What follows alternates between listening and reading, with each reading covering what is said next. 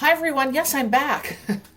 So I had a couple questions about the solstice message that I probably didn't clarify as well as I could have or didn't at all when I presented it in its original form, yesterday I think it was. Anyway, needless to say, hopefully you'll get this before, well, you don't have to get it before the solstice, but hopefully you'll get this. And if you did watch the original video, or even if you didn't, this will help you understand some of the interpretation that I had on some of these things.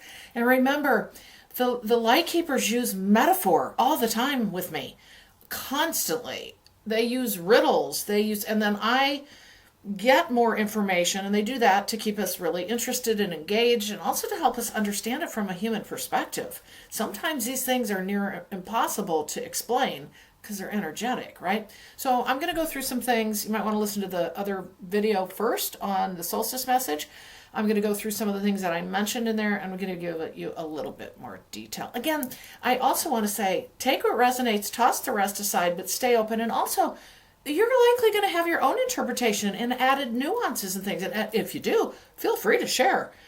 Because again, this is what I am receiving, and you have to decide if it's part of your journey forward, to help you, again, put more pieces of the puzzle together for the puzzle of your own journey and this larger collective journey. So, a lot of this has to do with the sun and the cosmic events. Okay, so most of these metaphors have to do with that, and the collective as to where we're headed in this journey of, again, old earth, new earth idea, but it's all frequency and vibration. Remember, everything's energy. So when we talked about recognize the split, I mentioned that in the earlier video. That's frequency and vibration, recognizing there is this continued shift, but it feels like they always show the tectonic plates in an earthquake moving like that, right? So we're going to recognize the split, or recognize the split in yourself. And you do that in your individual life, in your journey, and the choices that you make, the people you surround yourself, the work that you do, all the day-to-day things. Because remember, we're a microcosm of the larger collective of what's going on out there. We actually are the driving force behind what is going to occur or is occurring with the collective, okay? And again, however, it's a oneness event. So the recognize the split is just that, exactly. All right. So we are being agitated into being. Part of that agitating into being is through the sun. Again, this is a solstice message. All right. It's that erraticness that I mentioned in the other video. We are being agitated. So with the magnetic field of the earth, with the solar storms, and we know they've been massive over at least the last year or two. They're going to continue, the coronal ejections, all of that. So that affects us, because I don't know what the percentage is. Somebody knows this. 90%, we're 90% water or whatever. But think about that. That electricity, that energy is moving through our cells, agitating us into being, awakening, opening. That said, and they also said, will be forced into frequency, a higher consciousness. Again, the sun helps that happen. What's occurring there cosmically, how the earth reacts, all of this is helping this happen for us. So that's the forced into frequency. And another thing that you might say may force us into awakening, which it forces us then, or that moves us into a new frequency and vibration in that whole journey, is what's going on out in the collective. There's a lot of disturbing stuff. I'm not an ostrich with my head in the sand. There is a lot of disturbing stuff happening. And we can sit there and wonder, well, I'll give you a good example. Nature.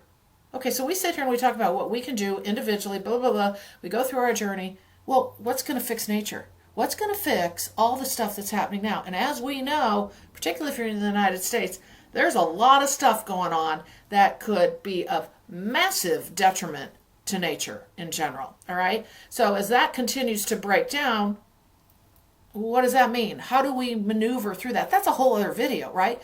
But the thing is, right now, what we can control, what we can work on, is within ourselves. But we are, and please understand this too, we're not going to understand how this works, but the sun is working in unison with the earth to rejuvenate her. But again, one of the big questions I have, and I'm not trying to go off into a different topic, but is, all right, so, and maybe I go into this on another video.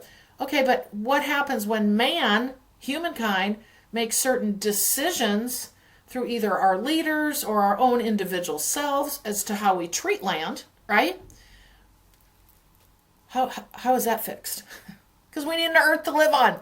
And we're not jumping to a new earth that's coming. It's frequency, it's vibration. We're here. Okay? So we've got that. The tear in the fabric. Okay, so we were talking about the recognize the split. Again, frequency, vibration. The tear in the fabric, that again is this ripping apart of old frequency, new frequency, Pisces age energy, Aquarian age energy. And what I think was confusing to a lot of people is that's that split, that's that tear, but we'll be wearing new garments. And I thought that was so cool. And it will be a design by a design of the time. So garments, design, as I had mentioned. But the new garments, and I don't think I said this, and I certainly meant to, is that's our light body we're creating. That's our new garment. It's our frequency and our vibration. It is our frequency and vibration. All right? So that is the new garment that we're starting to wear, and we're getting big time upticks in these next few years. Big time. Again, we don't always understand how that affects the bigger picture. And my, Carolyn's, big question is, how's that all affect what's going on in nature and how we're treating Earth? All of that. Okay, so again, topic for another conversation. But right now, this is about us moving into us individually and collectively wearing new garments, continue to awaken, continue to stand up, continue to voice, continue to grow in our light. Again, grassroots effort, as we have said. So I hope that is helpful to you. Again, we're going to continue to collapse, open, and transition, as we mentioned.